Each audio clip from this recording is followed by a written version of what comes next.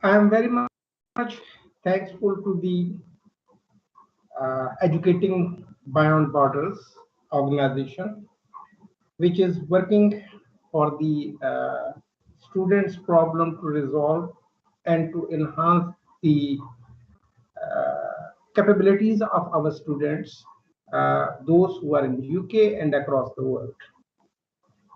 Being as a chairman of the International Human Rights Commission, it's my privilege to stand today with the youth and students around the world. This is an unusual time for whole humanity, not only for UK, for entire world. SPG 4 is crucial at this moment because of this pandemic time. Most of the students left education because of this pandemic, closed down, lockdowns, and severe problems which the many poor countries, underdeveloped countries are facing.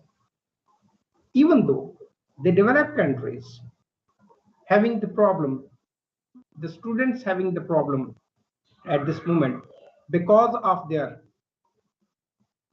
funding, because of their fees, because of their livings, and as well as due to the non-funding of the many governments into the education.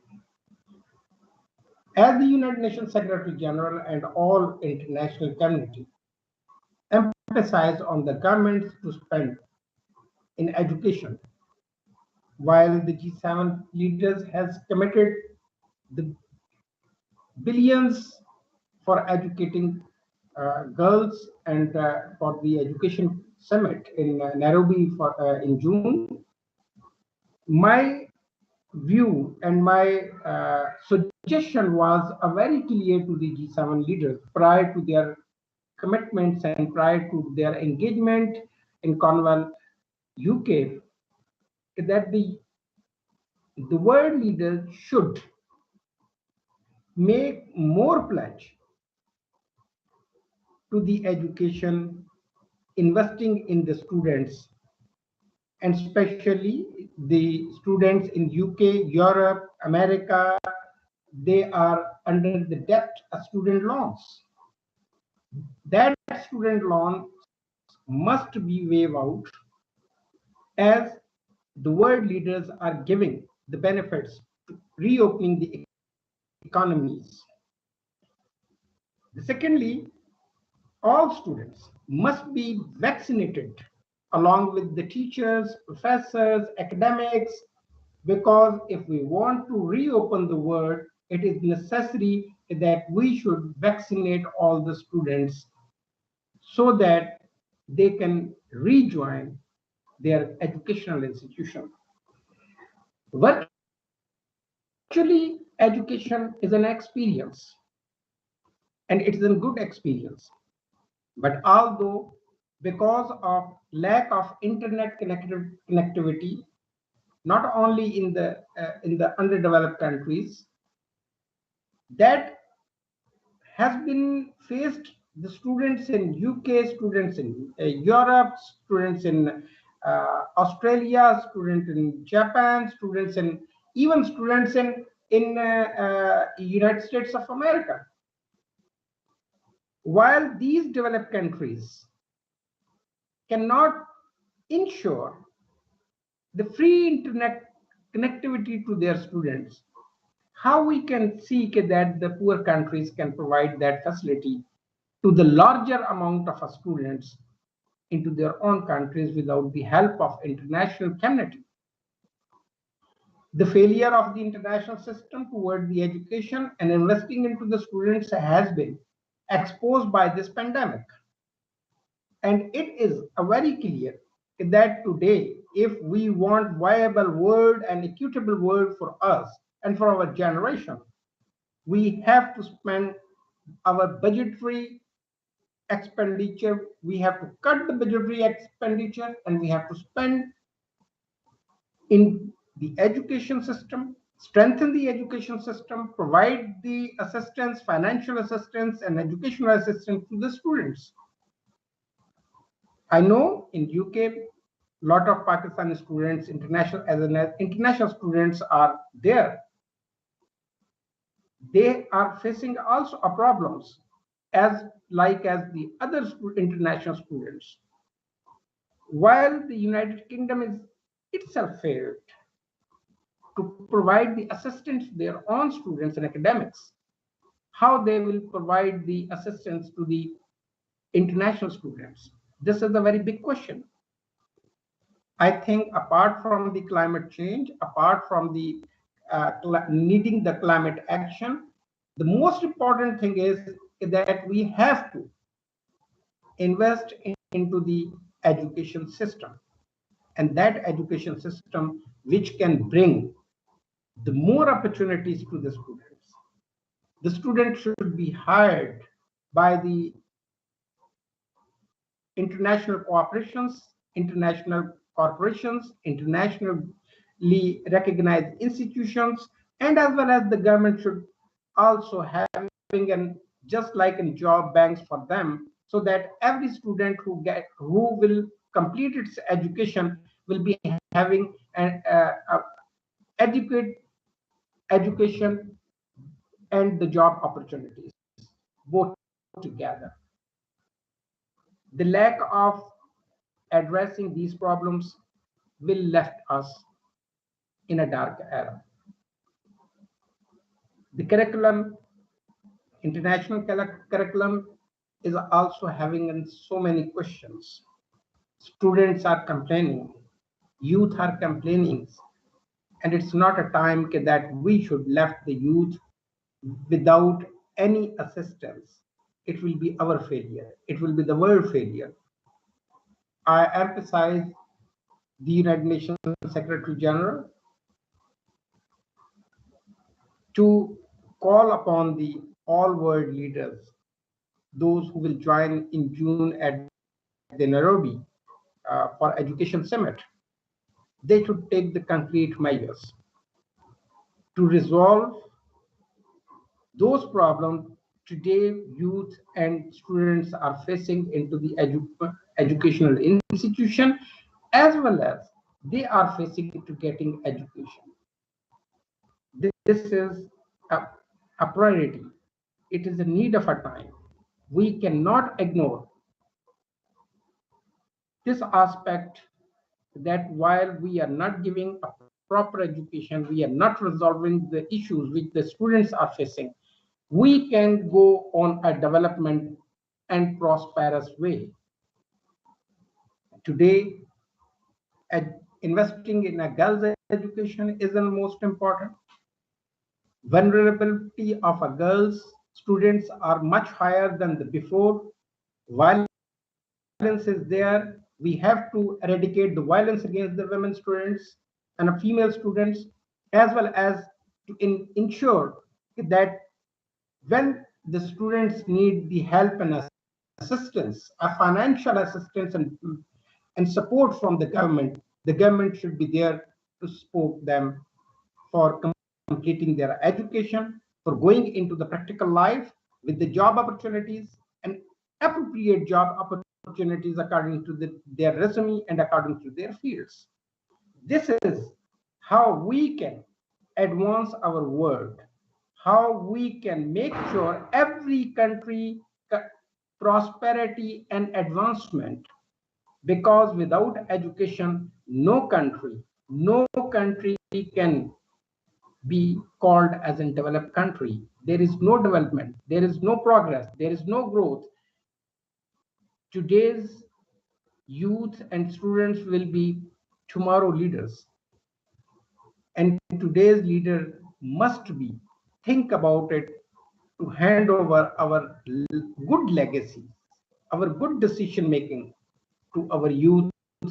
It should be from today, not from tomorrow. We always call tomorrow never comes. So let it to be start from here, not from there. This is my opinion and this is my pledge. This is my support, that I always supporting the education and the students by all means from the International Human Rights Commission, and we have to continue it. Thank you very much listening me, and I hope that wherever, from where every student across the world, suggestion will be welcome, and we will make sure that your voice will be heard on all institutions. Although today's youth and students are themselves a leader, they don't require any leader for their voice, because they are marching for the climate change on the streets. They are making a strikes in education institution. And this is what and how the international leadership, those who've been blind, uneducated because of the climate change, they got to know that how to save and secure the world. Although their pledges is not enough, according to the wishes of our young generation, we have to advance more, we have to do more. And this is where how we can protect our earth, how we can protect our democracies, how we can protect our countries, how we can protect our economic growth. This is the only way. If we are not investing in our education, and it's a very shameful for every country, they are spending much higher than on weaponizing themselves, but they are not investing in education, which can empower them more than any weapon. This is the time to rethink and reschedule our policies, a policies for a good governance, a policies which will be fruitful for their citizens, for their young generation. The development will bring it. SDG 4 will accomplish. If we are thinking about education for all, that's mean that we are forwarding, moving towards achieving the goal of SDGs 4. And this is the time that we must stand together. We must emphasize on our government. We must ask our governments and leaders that they should invest in education and students and youth development. This is the only way a prosperity which can lead this world on a much prosperous and much developed world, and much with the much economic growth which the world is looking towards today. Thank you very much, and God bless all of us.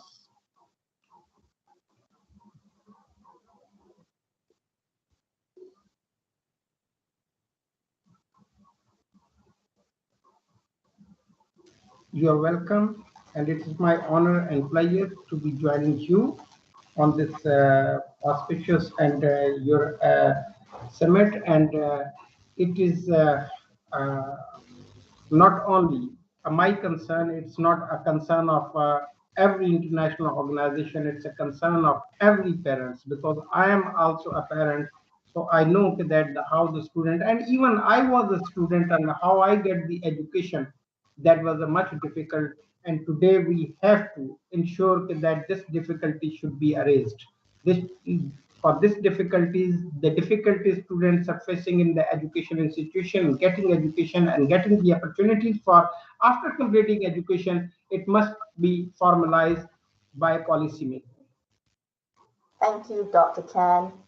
Um, that heartfelt for thousands of students across the UK and hundreds of thousands of students across the world. Thank you. I agree. We agree. There must be some sort of formalized policy. And thank you for having the political courage and leadership to speak with your fellow world leaders today. And thank you for being approachable to a bunch of young people, to a bunch of students like us, to listen to us. It gives us hope. Thank you so much. Good evening. It's my pleasure and honor. All right. Good. I think we should end it there. Yes? Is that all right?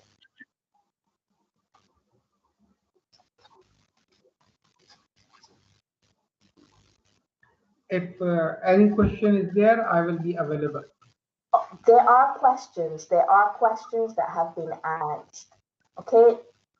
The Yes. first question is, are there any ways in particular that you think best to improve employability, Dr. Chan? That's the first question. Are there any ways in particular you think best to improve employability? Well, this is what I suggest in a 7 points to the G7 countries, that we have to improve the advancement into investing in the education system. I mean, I'm very much pleased that UK has announced in education and to end the vulnerability of our students and education system, which is most critical at this moment. And in this pandemic, the most affected field is in education, and we have to make this opportunity uh, and this all failure into the opportunity to end the vulnerability of our students and the youth in education. I had called upon the IMF chief and the World Bank chief and all international financial institutions that they should uh, sit together and have a strong plan to address this issue. And hopefully, in the education conference where I will be also addressing, we will find out the way that how we can address this issue properly and effectively. Thank you, Dr. Ken. That is encouraging and exciting to know that you will be looking at ways of bringing about change to help students. Um, and if there's any information or we have case studies, we're happy to share that as students. But that's exciting to know that you will take a closer look at that and encourage the IMF and World Bank to take a look at that. There's another question, um, whether you think, what types of pledges do you think would be effective? Do you think world leaders should be pledging to reduce student loans, or should world leaders pledge to provide more scholarship opportunities? What pledges do you think world leaders should make or should take now? I think it's a very important question. I think that the world leaders in G7, not only G7, G20, and G77, they must come together, not to giving the loan to the students. I mean, the students, we are making the students under debt. It's very clear that it's a responsibility. Education is the responsibility of every state, and the state should fulfill its obligation. Education must be free for every student, not only for the basic, it should be on advanced level. This is the responsibility of a government to give the education to the students and to opportunities that where the students can be enriched with the education and enriched with the I mean, modern age technologies. We have to ensure that the students get what they wanted. So I must say, I must emphasize on it that, and I am doing this, that in the last meeting of the World Bank, I asked the President David Malpass that they should make it the youth bank or the student bank, which should be under the World Bank, and they should provide all adequate funding to the poor countries and the students in need, or otherwise they should the IMF, World Bank, Asian Development Bank, and African Development, and every financial institution in the world existing and giving the loan to the countries, they should pound every state, those who's getting the loans, they should spend this much amount on the students and on education system. This is the only way. If we are giving a loan for just for nothing, for their administrative expenditure or to buying the weapons, so why not we can bound and make sure that the funding and the loans of every government should be spent on the education and to the students. This is the only way of a survival in education and survival of the education system in the world.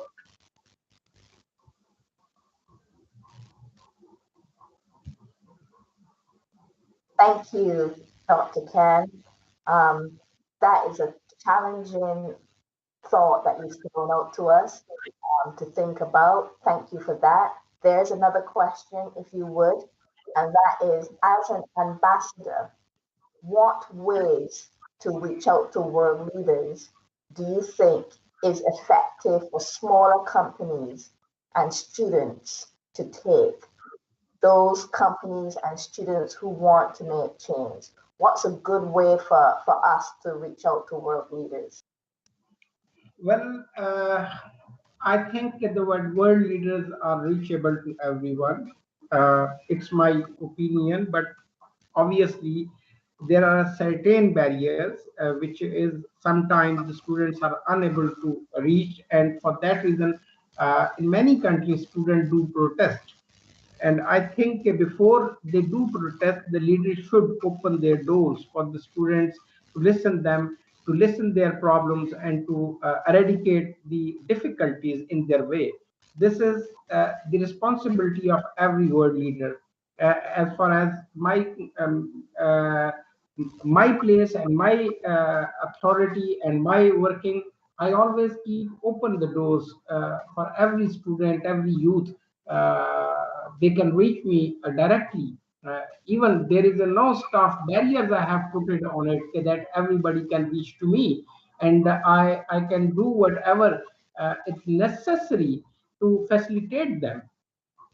I sometime I wrote to the world leaders in many countries on the problem the educational institutions are facing, because it is a very common thing for me that I join many education institutions in many countries to deliver my keynote speeches and to interact with the students, and interact with the academics, interact with the faculties, so that I should hear what the educational system and institutions are facing a real problems, real time problems, and then I emphasize and I stressed on the respective governments and respective leaders to hear that voices which I heard from in a different countries, and there are some advancement, and definitely I will say that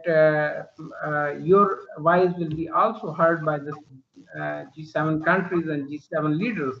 I will definitely by the ending when as on a 13 when they conclude the G7 summit in Carnival, I will definitely be approaching to all G7 leaders that there are some concern of students which should be heard, and it should be a part of our practical steps to eradicate the problems the students and the youth are facing at this moment. Because as far as my understanding is that this pandemic and this 3 years, 1.5, more than 1.5 year, has shown us where we stand and who is the more vulnerable.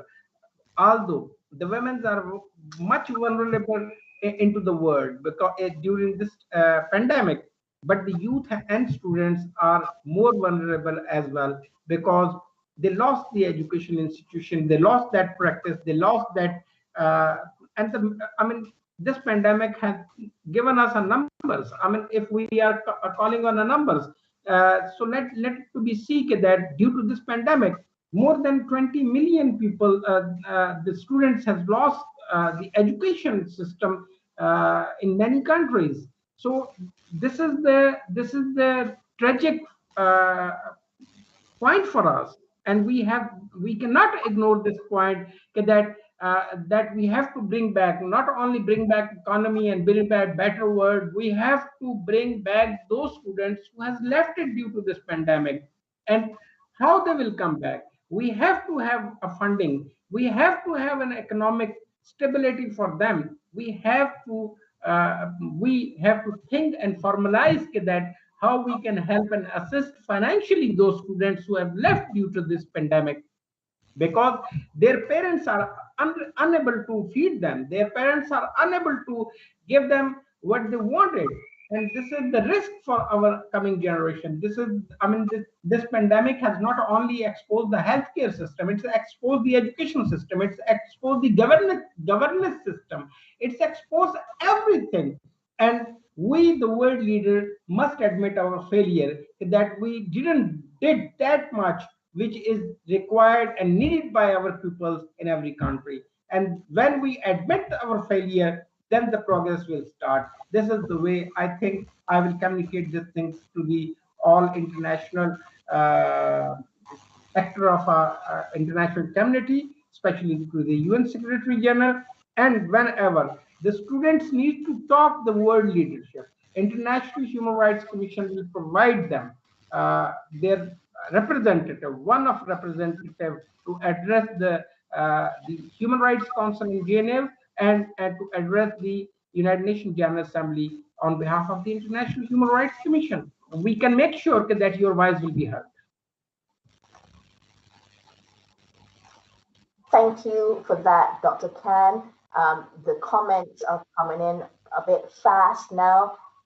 We have thank you from the audience for your great responses. They're finding your comments quite informative. Um, there's another question, if you would, Dr. Khan, and that is, there are some educators in Britain who say that those students who rely on going to university as a way to get a job, that they are confused and that is not the function of studying at university. It's just university is another step in your education and it's not a passport to employment. But what are your thoughts, Dr. Khan?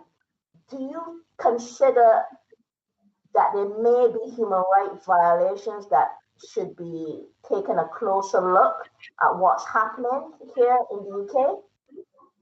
Well, this is not a problem in UK only. This is a problem of many countries. And obviously, as I said earlier, that achieving the SDG 4 is not means to give only education.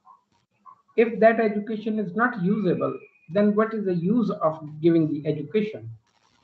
Why not the one person should, I mean, one parent who's investing in their kids into the education, they should send them in some technical place where they can earn much better than the educated person.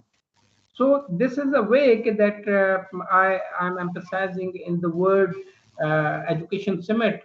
I will spoke on it, that we must ensure that all education institutions must have uh, uh, one mechanism to provide and offer the jobs to the students, those students who are qualifying and getting successful degrees, not only for them but also those students who are getting education and their parents or they cannot support themselves. They must have some paid internship or a paid part-time job so that they can support themselves. And on the third aspect, that the government should support them. Government should launch the student job banks, so that they should have a data. They should have a data on every university, every education institution base, so that they should formulate that where in which industry they can be adjusted. For example, if there is students of political science, they should be adjusted in the parliamentary system. I mean, they should be adjusted with the MPs, with the councillors, with the councils, so that they will be benefited and getting the experience as well. For those people who are having a mass communication, they should be adjusted into the media outlets as an interns or as a part-time job. They get the experience, and obviously they will get the chances to serve the nation as well, and to earn themselves as well. So we have to regularize the things in many countries as UK. Still, the government is far away to regularize the things toward the young generation, and to address to resolve the problems the young generation is facing. The people having a degree without job, then what is the use of that degree? This is we have to enhance our system to help the students and to invest in the students. This is what I say, the investment in the students and youth, that they should get the job opportunities, earning opportunities, and this must be a government and educational institution to coordinate with each other to provide them this facility, so that the the more people will attract toward the education by achieving the SDG and education for all. SDG 4 is meaningless if we are not adjusting our youth and students, those who are getting the education. So we cannot, I'm sorry to say this, use this word, this word is not ready to afford the educated beggars. We need to adjust our educated young generation peoples. This is our responsibility. This is the responsibility of every state and state institution, whether they are the universities, education institution, or the state institution, those who are responsible of a governance. This is the only way to achieving the SDG 4. Without this, we cannot. So I will ask the UK government. I will write down this problem to the Prime Minister to draw his attention toward this question which you have raised, and we will also give our suggestion how the UK government can make sure that every education institution will turn into the opportunity of a job seeking as well. Thank you, Dr. Khan. That is quite exciting to know that you will be writing to the Prime Minister of the United Kingdom, and I suspect to other world leaders as well. Thank you so much for your commitment to look into this hidden problem in education. The comments are coming in. Other people are joining us in thanking you. You are presenting a point of view that's not heard before, and people are finding your talk informative. Thank you. There is one more question, the final question for tonight, if you would, and that is, you are right, Dr. Khan. This issue is not only a problem in the UK. You're right, it is a question of money, how to fund higher education. You're right that people can find money for war, so they should be able to find money for education. What would you say to those companies, to those universities, to those governments who might find financing too much of a challenge and a headache? What is your bold vision that we can all buy into, that would motivate us to look for solutions no matter how challenging this problem might be? Thank you very much. This is a very important question. I mean, it's thought provoking that how the governments and the companies, those who are spending and earning the money. Uh, it is a very simple. Every government should put the rich people's a special tax for investing in education. If that government is not ready to spare their funding, to cut from the defense budgets, to cut from the administrative budgets, and to spend on the health and education both. These are the two basic problems the world over the people are facing at this moment. Not only the young generation, a general public is facing. So my emphasis on the governments is that they should make it possible that the rich people, those who are paying nothing, the rich corporations, those who are paying nothing. I think the G7 countries is, I mean, in the summit, it's a proposal of the President Joe Biden that the G7 countries should come on the formula of a 15% corporate tax.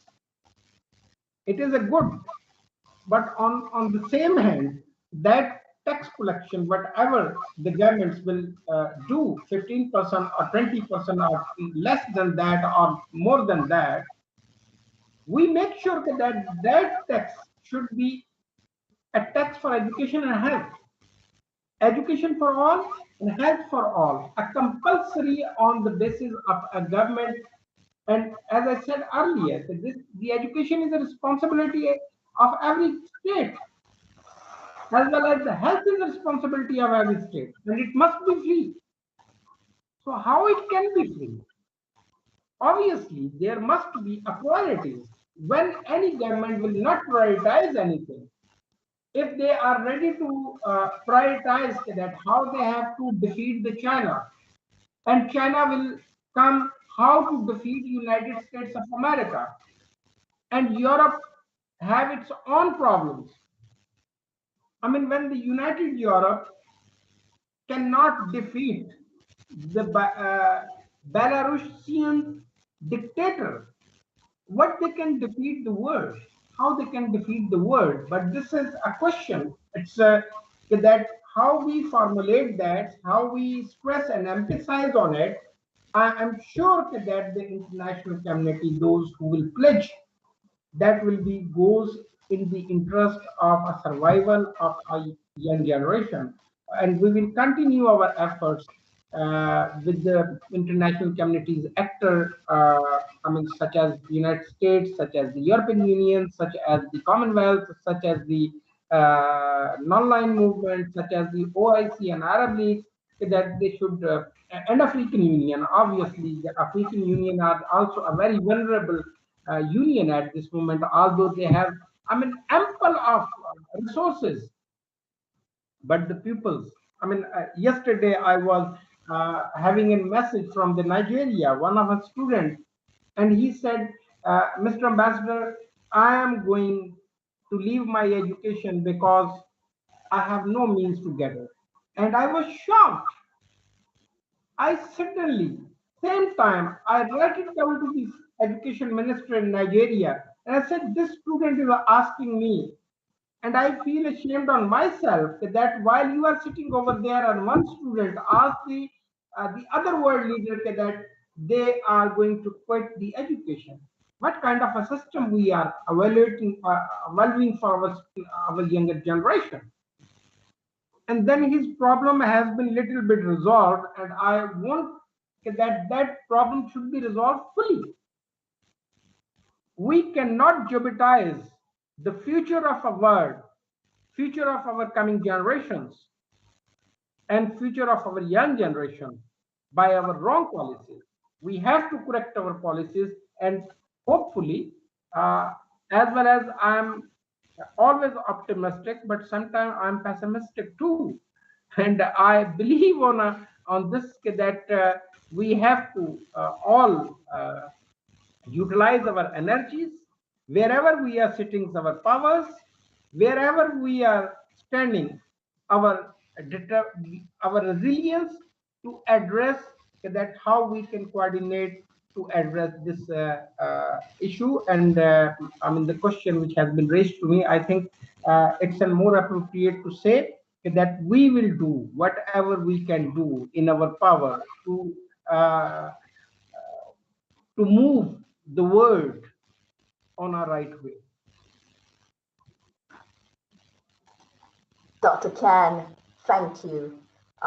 It is certainly encouraging, but also inspiring to hear your talk tonight. You have made a commitment to the young people of the world who are crying out for help for many years with this problem, which you know very well. Now is the time to do better. You are right. The pandemic has given us an opportunity. And so it is exciting to know that over the next couple of months and maybe years, because sometimes these changes take time, you will be looking into this issue. You will be speaking to world leaders and the World Bank, the IMF, the key actors who need to bring about change. That is an important step forward. Thank you. And thank you for this evening. It has been historic, and I believe the start of something wonderful, fantastic change in education. Dr. Khan, good night and thank you. Thank you very much. And once again, I am assuring you that youth are living in my heart, and I will be their voice, and I will force, stress, emphasize, and do everything possible in my power to ask every world leader, and a leader of every country to invest in education to address the problem the young generation and youth are facing. And I am always available for all of you. God bless you. God bless our world.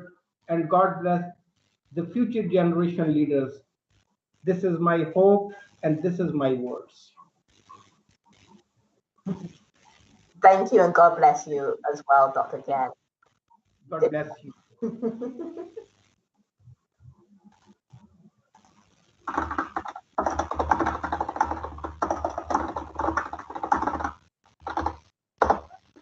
This brings us to the end of our